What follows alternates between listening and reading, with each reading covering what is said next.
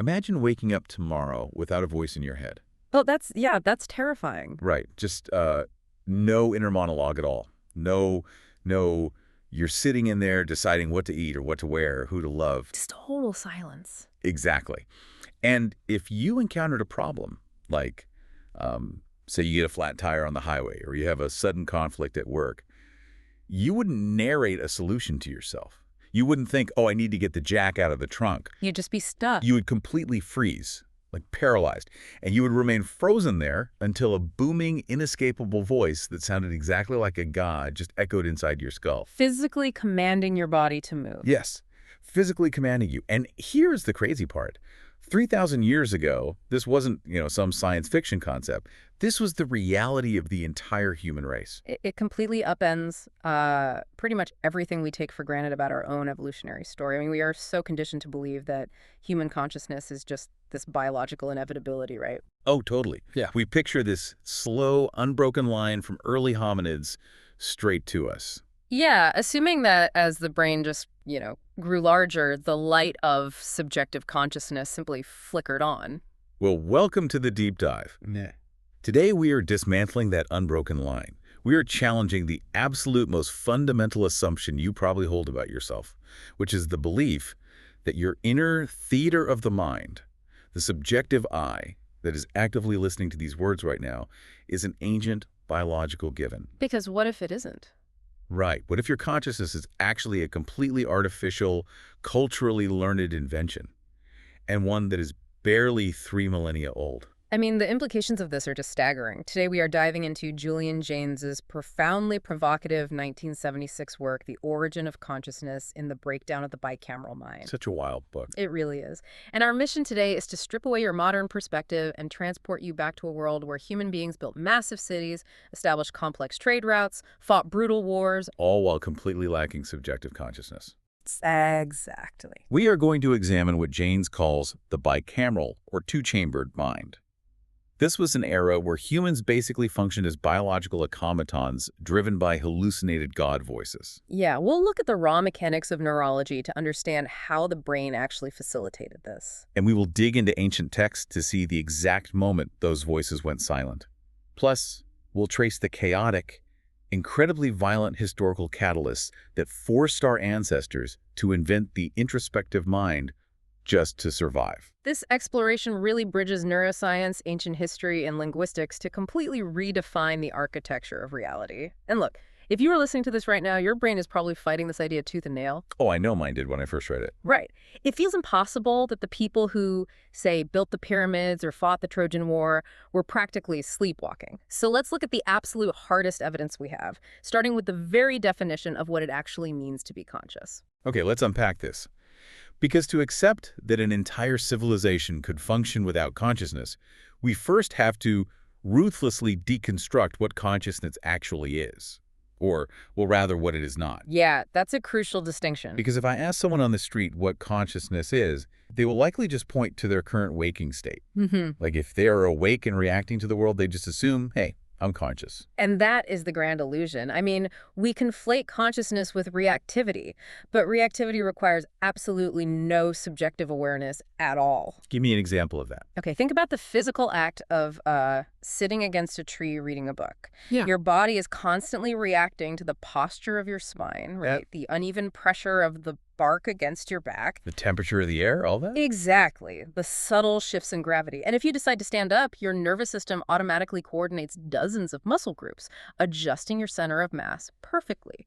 You are reacting continuously to your environment, but you are entirely unconscious of the mechanics of those reactions. Right. Take an even more active example, Right. Like say you are walking down a familiar trail in the woods, but your mind is completely absorbed in an argument you had earlier that day. Oh, yeah. We all do that. You are rehearsing what you should have said. Like, oh, I should have told him this.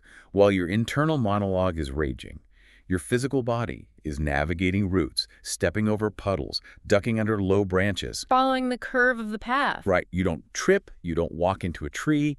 Your nervous system is reacting perfectly to the visual and physical stimuli of the forest, but your consciousness is miles away in a completely fabricated internal scenario. So the physical body is navigating the world beautifully without the interference of the subjective eye.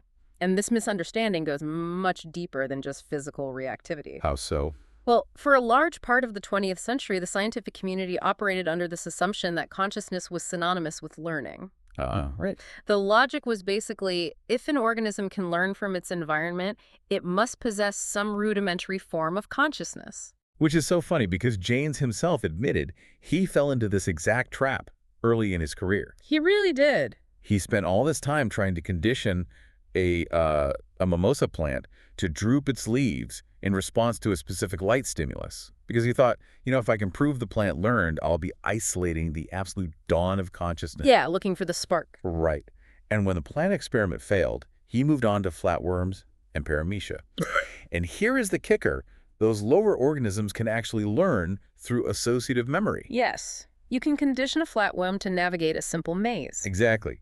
But a flatworm learning a maze is not sitting at the end of the maze introspecting about its performance. No, it's not. It isn't feeling pride or planning its next meal or thinking, man, I really took that left turn too wide. Right. Protozoa learn, insects learn, amphibians learn. They possess these complex nervous systems capable of adapting to stimuli, but they do not possess a subjective mind space. So Jaynes realized that psychology was suffering from this historical neurosis, right? Yeah. This profound conflation of observable learning with invisible subjective experience. Exactly. So if consciousness isn't reactivity and it isn't learning, why does it feel like it's everything? Like, why do I feel like my consciousness is this continuous video camera recording every single second of my waking life? Okay, so Jaynes uses a really brilliant analogy to explain this trick of the brain. He calls it the flashlight in a dark room. I love this one. It's so good. Imagine a flashlight turning on in a pitch black room.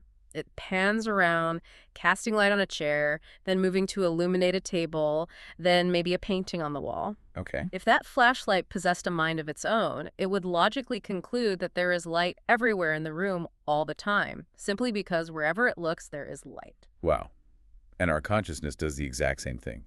It assumes it is always on and perceiving everything because the split second it checks to see if it's there. Well, there it is. The act of checking creates the light. That is wild. We knit together the gaps in our awareness so seamlessly that we just don't realize the gaps exist at all. I mean, consider the physiological blind spot in your visual field. Oh, right, where the optic nerve connects. Exactly. Where the optic nerve connects to the retina, there are absolutely no photoreceptors. You literally have a 2-millimeter hole in your vision, but you do not walk around seeing a floating black dot everywhere you go. Because the brain just fills it in. Yes. Your brain synthesizes the surrounding visual data and fills in the gap. You are entirely unconscious of that editing process. So consciousness does this with time and action, too. Precisely. It knits together the fragmented moments it is actively engaged and completely ignores the vast stretches of what Jaynes calls unconscious cerebration. Unconscious cerebration. That is really the engine of our lives, isn't it? Absolutely. Let's look at the sheer processing power required to, say, play the piano. Yeah. If you sit down to play a complex piece of sheet music, what is actually happening? A tremendous amount. Right. Your eyes are scanning 2 different lines of complex symbols. Your brain is translating those visual symbols into incredibly precise motor commands for 10 independent fingers. And the left hand might be playing a completely different rhythm than the right hand. Yes. You are simultaneously interpreting dynamic markings, crescendos, decrescendos, sharps, flats, all while operating the foot pedals with precise timing. The volume of data being processed there is just staggering. And if you actually tried to be conscious of every single one of those actions, like if you forced your subject to narrate every finger movement and every translated note as it happened, you would freeze up instantly. Oh, you wouldn't make it past the first measure. Exactly. The performance relies entirely on the unconscious executing the complex task. Consciousness might set the initial intention to play or monitor the overall emotional tone, but the heavy lifting happens in the dark. Because we cannot be conscious of what we are not conscious of. Most of our daily existence, driving a car, tying our shoes, typing on a keyboard, playing an instrument, it all functions perfectly as learned habitual behavior executed by unconscious cerebration. Which brings us to the profound realization at the center of this theory. If a modern human being can perform incredibly complex tasks, navigating a physical environment, learning new skills, reading sheet music, and driving down a highway at 70 miles an hour without subjective consciousness, then we have to ask a terrifying question. The big one. Is it theoretically possible that an entire ancient civilization could function the exact same way? And the answer, according to Jaynes, is a definitive yes. Wow. If you scale up that unconscious cerebration, you can have a society of human beings who construct ziggurats, cultivate crops, establish maritime trade routes, and organize armies, all without a single individual possessing an internal, introspective mind space. It would be entirely devoid of a private self. Exactly. Jaynes calls them noble automatons. They are walking, talking, breathing human beings, but the lights are completely off inside. And to prove this isn't just, philosophical speculation, we have a meticulously preserved record of this exact state of mind. We have the Iliad. Yeah, the epic poem of the Trojan War. And it is fundamentally misunderstood by modern readers. When we read it today, we project our own neurological architecture onto the characters. Exactly. Like when I read about Achilles sulking in his tent because King Agamemnon took his war prize, Briseis, I automatically imagine Achilles having an internal monologue. Right, because that's how we experience anger. Right. I picture him sitting there stewing in his own mind, thinking, I am furious. Agamemnon disrespected me in front of the whole army. I'm going to teach him a lesson by withdrawing my troops. We'll see how he does without me. You're projecting a whole inner life. Yeah, I am giving Achilles a private theater of the mind where he debates his options. But the problem is that private theater simply does not exist in the original Greek text. When you strip away the later romanticized translations and look at the raw, archaic Greek language used in the oldest layers of the poem, you find a chilling absence. A total void. Yes. There are absolutely no words for consciousness, mental acts, or internal volition. The vocabulary they use for what we now consider the mind is entirely physical. Let's look at the word psyche. In modern times, psychology is the study of the mind. Psyche means the soul, the spirit, the internal essence of a person. Right. But in the Iliad, it means nothing of the sort. No. In the context of the Trojan War epic, psyche refers strictly to life substances, specifically blood or breath. Wow. Yeah, when a Mycenaean warrior is struck in the chest by a bronze spear, the text describes him bleeding out his psyche onto the dusty ground, or alternatively, he breathes out his psyche in a dying gasp. It is an observable physical property of livingness that can be extracted from the body. Exactly. It leaves a corpse. There is no concept whatsoever of a ghost soul, a thinking spirit, or repository of memories associated with the word. That is so literal. Mm-hmm. Then there is thumos. Modern translators often lazily render this as emotion or passion or spirit. Like, if a warrior is fighting fiercely, a translator might say he is full of spirit. Which implies an internal emotional state. Right. But the archaic meaning of thumos is simply motion or agitation. It is an objective observation of physical energy. Wait, really? Just physical energy? Just energy. When a man is exhausted and stops moving, the text says the thumos has left his limbs. When a warrior is suddenly energized for battle, it is not because he gave himself a mental pep talk. It is because a god has literally cast strength into his thumos. That's fascinating. And the word isn't even exclusive to humans or animals. A raging, storm-tossed ocean is described as having thumos. It is kinetic energy, not internal feeling. It's just physical observation. And my favorite example of this physical literalism is Friends. Oh yeah, Friends is great. Friends is strictly localized anatomy. It refers to the midriff or the diaphragm. So not the brain. Not the brain at all. In modern translations, you might read a line that says, Hector recognized the danger in his heart or in his mind. But the original Greek says Hector's friends recognized the danger. Which means he physically gasped. He caught his breath in surprise. Yes. That sudden involuntary intake of air in the diaphragm when you are startled, that is the friends reacting. It is a physiological sensation, not a cognitive realization happening in a dark, quiet mind space. And perhaps the most significant linguistic shift involves the word nous. This later evolved into the philosophical term nous, meaning the conscious mind, the intellect, or the faculty of reason. Right, like the nous of Greek philosophy. Exactly. But originally, nous derived from the verb known to see. It meant visual perception or the literal field of vision. So when the text says that the god Zeus holds Odysseus in his nous, it does not mean Zeus is sitting on Mount Olympus, thoughtfully pondering Odysseus in his imagination. No, it means Zeus literally has his eye on him. Odysseus is in Zeus's physical field of vision. That is, if we accept this linguistic evidence, it paints a horrifyingly empty picture. There is no internal mind space, there is no psyche as a soul, there is no introspection. It's biological automatons. Right. So if these warriors are just automatons running on the habit of thumos and physical reactivity, how did they make decisions? I mean, the Trojan War wasn't just a bunch of guys randomly bumping into each other. It involved strategy, truces, betrayals, and really complex social interactions. Well, the short answer is they did not make decisions. That all? At all. The beginnings of action, the initiation of any behavior that fell outside the realm of daily habit, were completely governed by the gods. We always treat the gods in Homer as literary devices. Yeah. Like the author needed to make the battle more cinematic, so he throws Athena in to deflect a spear or Apollo in to spread a plague. Right, special effects. Exactly. But Jaynes argues the authors were recording reality exactly as they experienced it. The gods took the structural place of consciousness. The clearest example is the central conflict of the Iliad itself. Agamemnon arbitrarily steals Achilles' prize, Briseis. This creates a devastating rift that nearly costs the Greeks the war. Right. Later in the epic, Agamemnon attempts to reconcile with Achilles. He offers treasure and explains his past actions, but he does not apologize for his ego. He does not say, I let my pride get the better of me, I made a mistake. He takes absolutely no personal responsibility. He says, not I was the cause of this act, but Zeus and my portion and the Erinyes who walk in darkness, it was in the assembly, put wild aid upon me. Aid meaning a kind of divine madness or blindness. Yeah. So it's the gods' fault. The crucial detail is not just Agamemnon's excuse, though. It is Achilles' reaction to it. Oh, this is the best part. Achilles completely accepts this explanation. He doesn't roll his eyes and accuse Agamemnon of dodging responsibility. Achilles agrees, because Achilles is also entirely obedient to his own divine voices. To them, the intervention of a god was as unquestionable as gravity. But we need to define exactly what these gods were, because they weren't bearded men sitting on clouds in space. They weren't metaphysical concepts. No, the gods were literal, auditory, and sometimes visual hallucinations. They were perfectly integrated into the nervous system of the individual. They were voices generated by the brain itself. This is the core of the bicameral mind theory. Human beings possess two distinct chambers of the mind.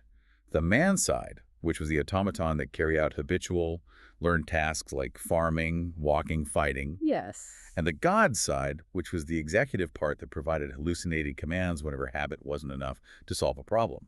To really understand the evolutionary logic of this, we have to look at the concept of decision stress. In everyday life, a bicameral person functioned beautifully on rote memory and cultural conditioning. But what happens when they encounter a completely novel situation? Let's use an analogy to illustrate the difference. Think about being a lifelong soldier who has only ever followed direct orders from a commanding officer. You wake up when told, you march where told, you fire your weapon when told. Your entire life is habitual obedience. Okay. Suddenly, you are dropped alone into a chaotic, dense jungle in a foreign country. Your radio goes dead. An enemy patrol is approaching. For the very first time in your life, habit cannot save you. You have no commanding officer. The stress of having to decide fight, hide, or run would be paralyzing. Completely. Modern humans handle this by spinning up our internal narrator. We create a mind space. We think, okay, there are 3 of them. I only have 1 magazine left. If I run for the river, they will hear me. I need to hide under this fallen tree. We use consciousness to simulate scenarios and choose a path. A bicameral Mycenaean warrior facing a similarly novel crisis did not have that internal narrator. When confronted with an unsolvable problem, the physiological stress would spike violently. But instead of generating a conscious thought? Right. Instead of thinking, that intense neurological stress would trigger an auditory hallucination. The brain would synthesize a lifetime of cultural conditioning, parental warnings, and stored wisdom, and project it as a booming voice. Wow. The soldier in the jungle wouldn't think about hiding. He would suddenly hear the unmistakable voice of his dead chieftain, or the god Ares, screaming in his ear, drop behind the rotting log. And because the warrior had no conscious ego, no internal skeptic to debate the voice, to hear the command was to instantly obey it. The hallucination perfectly relieves the decision stress. It provides instant, unhesitating action in a crisis. The gods were essentially the synthesized amalgam of all admonitory experience, recognized by the individual as a familiar, unquestionable authority. The sheer strangeness and heartlessness of this ancient world is hard to overstate. It's an absolute emptiness of selfhood. No internal debate, no guilt, no private rebellion, just seamless obedience to an internal hallucination. It is entirely alien to us. But this raises an immense, glaring question. How is that neurologically possible? How could the human brain generate and then implicitly obey its own hallucinations so seamlessly that it built empires? Well, we have to look under the hood. The architecture of the bicameral mind is not a metaphor. It is written directly into the physical blueprint of the double brain. Right. The human brain is divided into two hemispheres, the left and the right. And we know that these hemispheres are not perfectly symmetrical in their function. No, they aren't. And the crucial feature for our discussion is the profound asymmetry regarding language. In the vast majority of human beings, especially right-handed people, the neurological machinery required for language is heavily lateralized to the left hemisphere. Okay, break that down for us. Sure. You have two primary hubs. Broca's area in the frontal lobe, which handles the physical articulation of speech and grammar, and Wernicke's area in the posterior temporal lobe, which handles vocabulary, syntax, meaning, and the comprehension of spoken language. So the left hemisphere is the side doing the talking, the listening, and the understanding. What does the right hemisphere do with its corresponding tissue? That is the great biological anomaly. The exact corresponding areas on the right hemisphere. The mirror images of Broca's and Wernicke's areas are largely silent when it comes to producing overt speech. You just don't talk. They don't talk. Evolutionarily, this is highly unusual. Almost all our vital organs and critical brain functions are bilateral and redundant.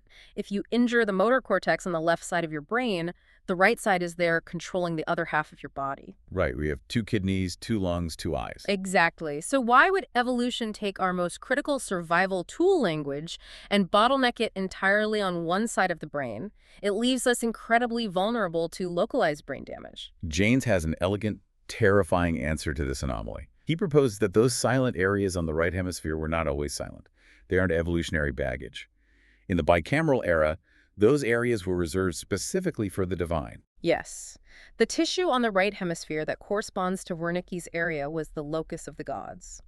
When a bicameral human faced decision stress, this right hemisphere tissue organized the admonitory experience, synthesized a solution to the novel problem, and then encoded that solution into language. But if the right side generates the linguistic command, how does the left side, the side that actually drives the body, receive it? The two hemispheres are connected by bundles of nerve fibers. The largest is the corpus callosum, but there are smaller bridges, most notably the anterior commissures.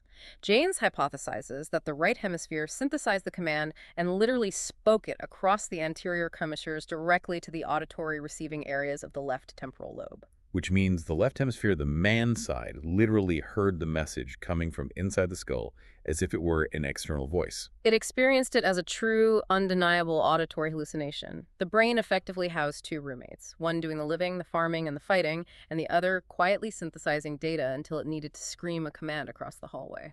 Okay, here's where it gets really interesting, because I have to pause and challenge this. It sounds like we are drifting into science fiction.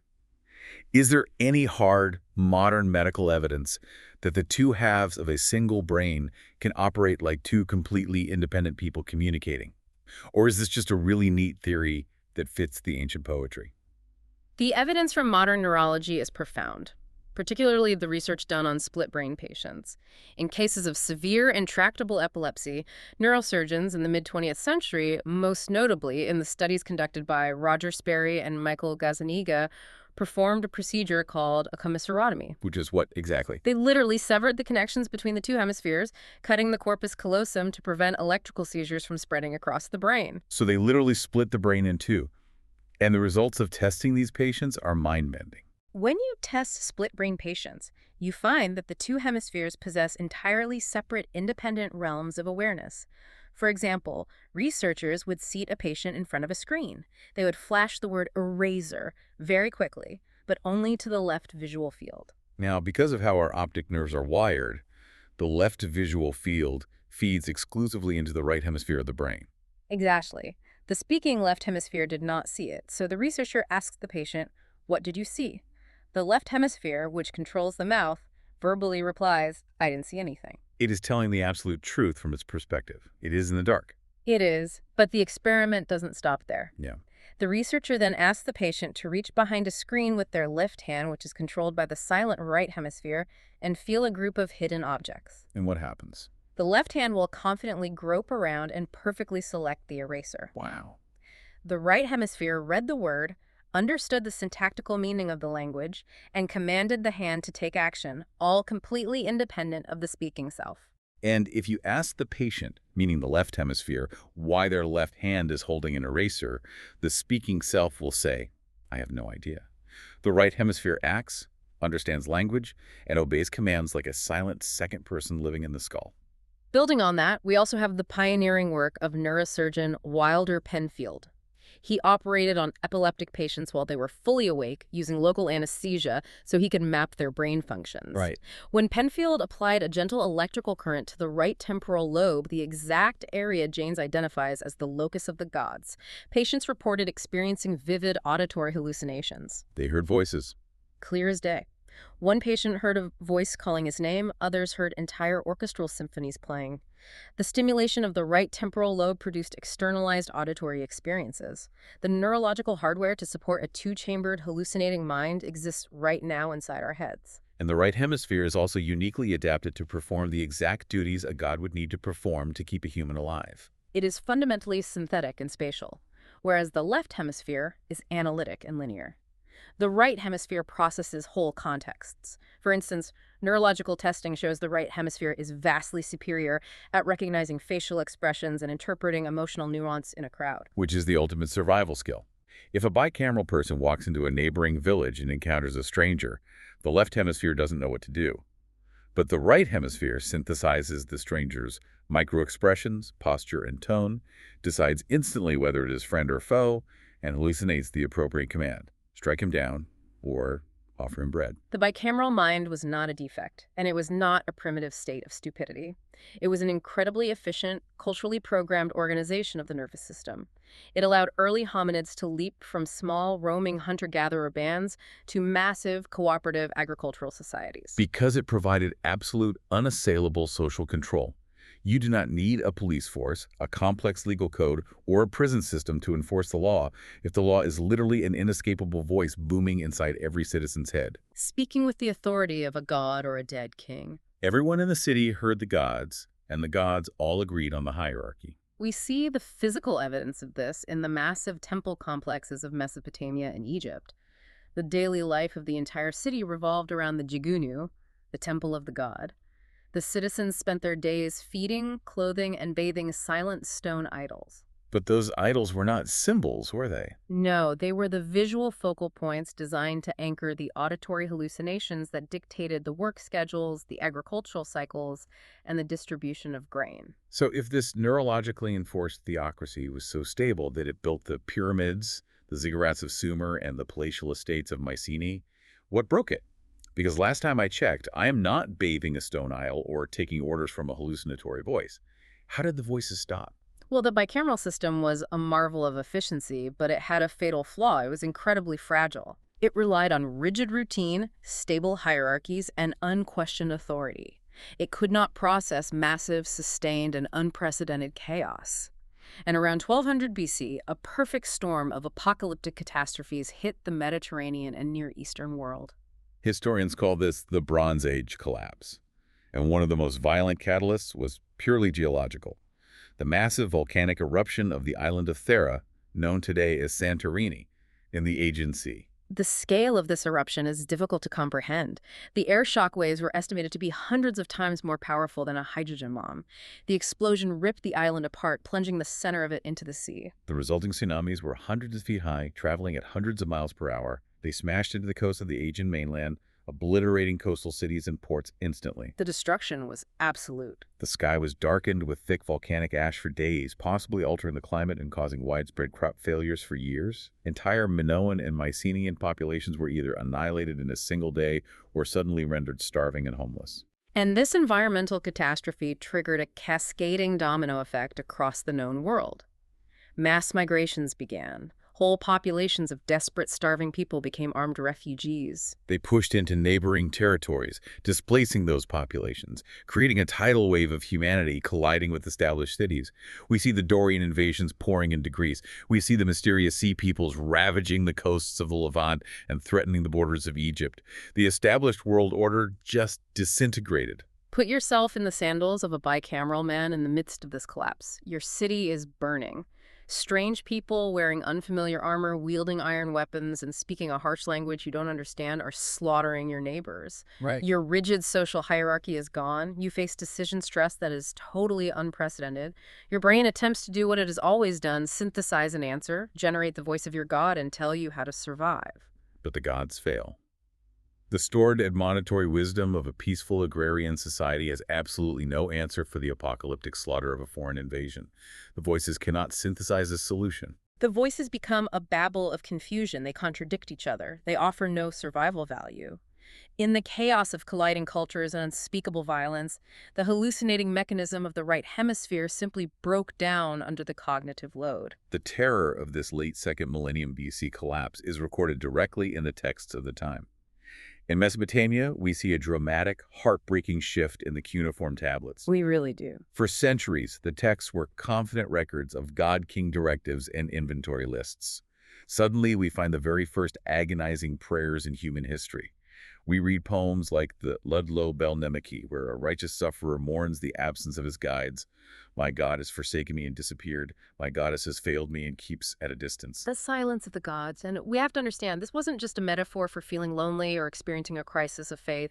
They literally could not hear the auditory hallucinations that used to direct their physical actions. The silence was deafening, and it was lethal. The loss of internal direction introduced a new kind of pure, unadulterated terror into the world. When the internalized, hallucinated authority vanished, ruthless men stepped into the void. We see the rise of the brutal Assyrian Empire during this period. Yeah, they utilized unprecedented cruelty, public torture, and mass deportations as a new mechanism of social control.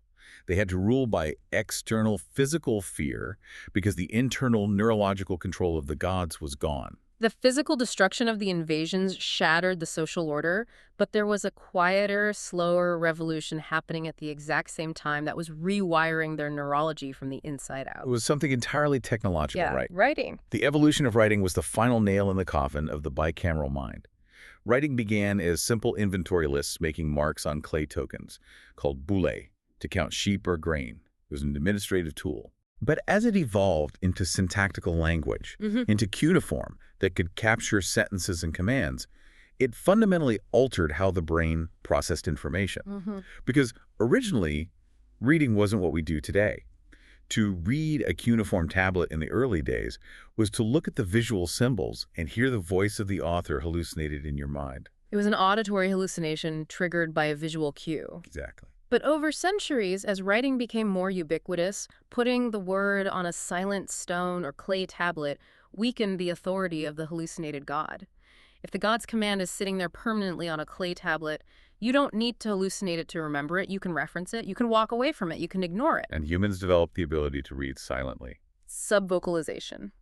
When you read a text silently, you are engaging the speech areas of the brain, making micro movements of the vocal cords, but suppressing the overt sound. Oh. This neurological act of suppressing the sound of the read word gradually trains the left hemisphere to suppress the auditory hallucinations generated by the right hemisphere.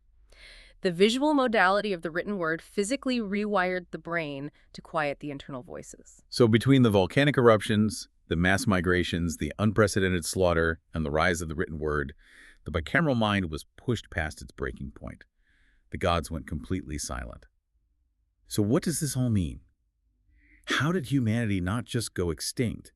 If the voices telling us how to survive stopped, how do we navigate the chaos? We survived because the human brain, stripped of its hallucinated guides, was forced to invent a radically new way to process reality. We invented consciousness. We invented the analog eye. How do you just invent consciousness? It's not a physical tool like a wheel or a plow. It was a cultural invention, driven entirely by evolutionary necessity and built on the scaffolding of language.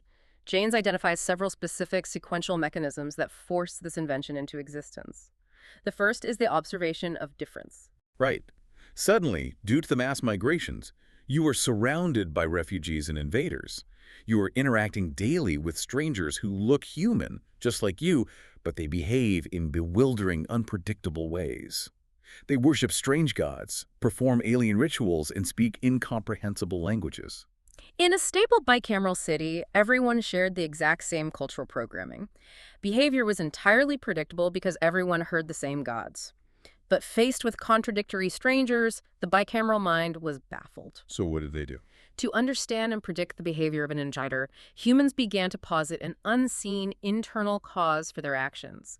They imagined an internal space inside the stranger that harbored different motives. He is acting this way because he holds something unseen inside him. And eventually, through interaction, they generalize that inference to themselves. And that leads directly to the second mechanism, which is the most fascinating part of Jaynes's theory. Deceit. Treachery. Deceit was the massive, brutal catalyst for the birth of subjective consciousness. Now wait, animals can be deceitful? A chimpanzee will hide a banana behind its back to keep it from an alpha male. A bird will fake a broken wing to draw a predator away from its nest.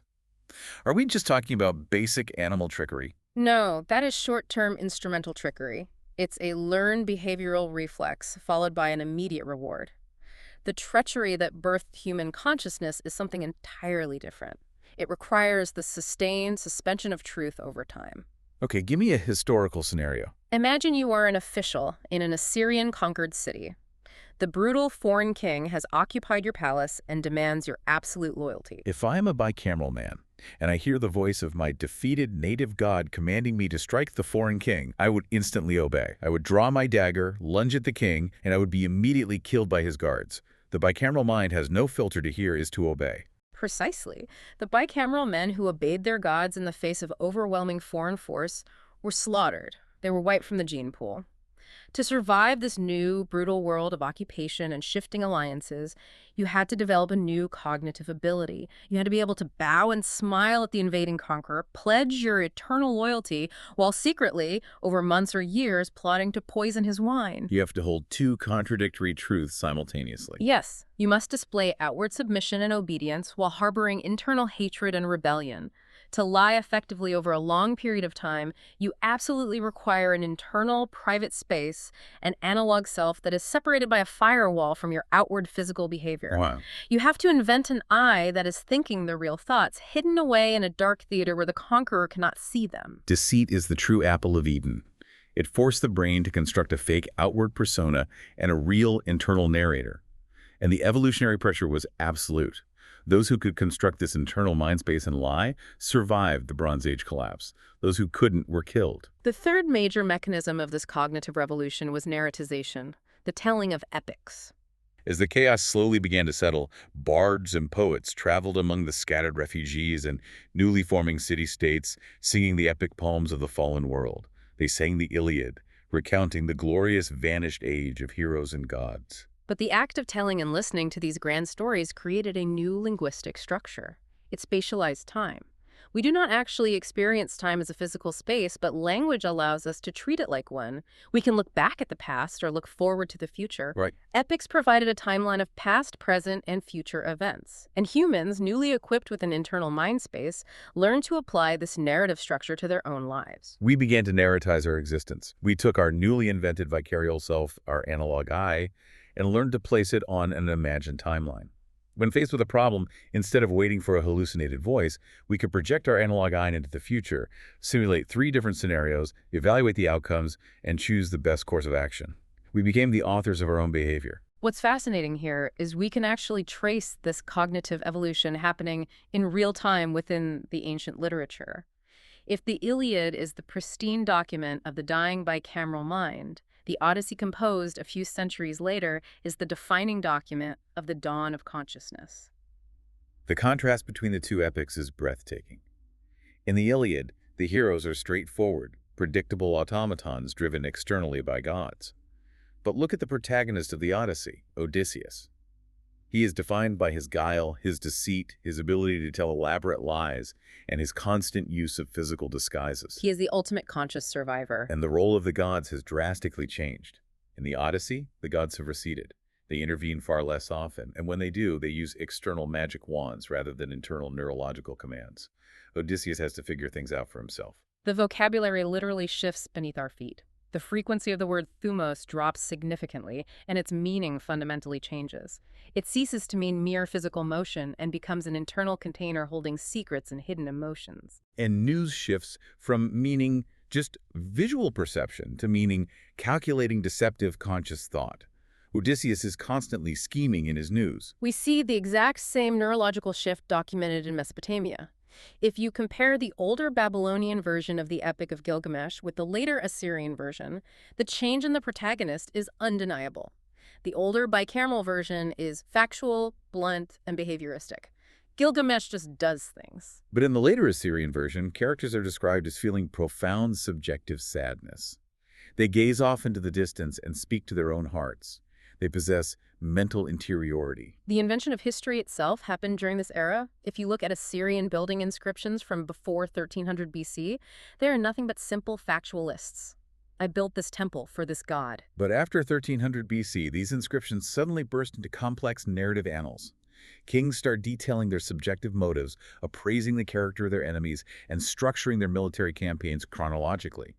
They are narratizing time. They are proving they possess consciousness. Taking that a step further, we have to acknowledge that this transition was not a clean or easy triumph. Even though the analog eye took over the executive function of the brain, providing a massive evolutionary advantage for survival, humanity was left with a profound, aching trauma. We had lost the gods. We had lost the comforting, absolute certainty of hearing a divine voice tell us exactly what to do and how to live. The silence must have been terrifying. Suddenly you have an internal voice, but it's just you. You have to take full responsibility for your own actions in a violent, unpredictable world. You have to endure the agony of indecision. And this trauma birthed what Jaynes poignantly calls humanity's nostalgia for the absolute. We spent the next 3 millennia desperately trying to contact the vanished gods. The lingering echoes of that quest still shape the architecture of our modern world. Because the gods didn't just disappear without a trace. The neurological pathways in the right hemisphere were still there. We tried to force them back open. We created institutionalized methods of deliberately bypassing our new consciousness to re-engage the right hemisphere. The most prominent example in antiquity was the oracle, like the famous oracle at Delphi in Greece. Kings and commoners would travel for weeks to ask a question to a priestess, the Pythia. She would go into a frenzied trance and babble the voice of the god Apollo. Oracles were institutionalized unconscious speaking. They operated on a specific necessary paradigm. First, a collective cognitive imperative, an entire society that genuinely believed the god would speak. Second, a rigid induction ritual designed to narrow and suppress the priestess's conscious mind. Third, a resulting trance state where the left hemisphere relinquishes control. And finally, the archaic authorization of the words spoken, treating them as divine law. It was an artificial, culturally sanctioned recreation of the bicameral state, allowing the right hemisphere to speak through the left. This mechanism also perfectly explains the origins of poetry and music. Why is it that, even today, modern artists talk about waiting for the muse or feeling like a song was dictated to them by some outside force? Why do we associate creativity with a lack of conscious control? Because originally poetry was not a conscious, mimetic craft. It was a divine given. Ancient poetry was always sung, never spoken. And as modern neurology shows us, melody and singing are primarily right hemisphere functions. Who explains the WADA test results, or the stroke patients who suffer massive left hemisphere damage. They lose the ability to speak completely. But they can still sing the lyrics to America the Beautiful perfectly because they are using the undamaged right hemisphere to produce the words via melody. Ancient poetry utilized rigid meter, rhyme, and melody to deliberately engage the right hemisphere, effectively short-circuiting the newly dominant left hemisphere's conscious control. The muses of Greek mythology were not a poetic metaphor. They were real, hallucinated voices originating in the right temporal lobe, transmitting metered wisdom to the bard. Wow. As consciousness grew stronger over the centuries, this neurological ability faded, and poetry transitioned into a conscious art form.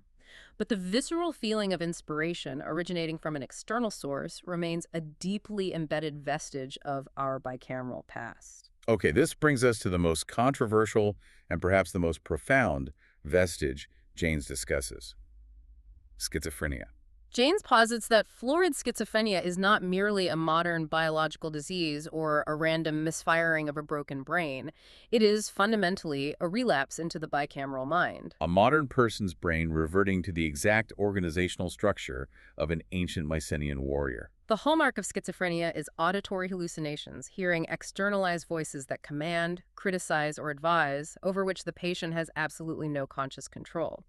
Jaynes argues that these are real physical transmissions originating from the right hemisphere's language areas, crossing the anterior commissures and being heard by the left hemisphere just as they were 3,000 years ago. And we actually have modern brain imaging that supports this theory. We do. Modern studies and positron emission tomography scans show highly unusual right hemisphere activity during schizophrenic hallucinations. Furthermore, in normal conscious processing, the healthy brain switches dominance back and forth between the hemispheres very rapidly to process reality. But in schizophrenic patients, This switching is drastically slower. They get neurologically stuck in one hemispheric mode, allowing the right hemisphere to dominate the auditory field. if schizophrenia is a vestige of this ancient mind, does that mean our modern society is simply punishing people whose brains are functioning like ancient kings and heroes? Hmm. If Achilles were born today, would we just lock him in the psych ward and medicate him? We must be very careful with the context here. It is not that we are simply punishing ancient heroes.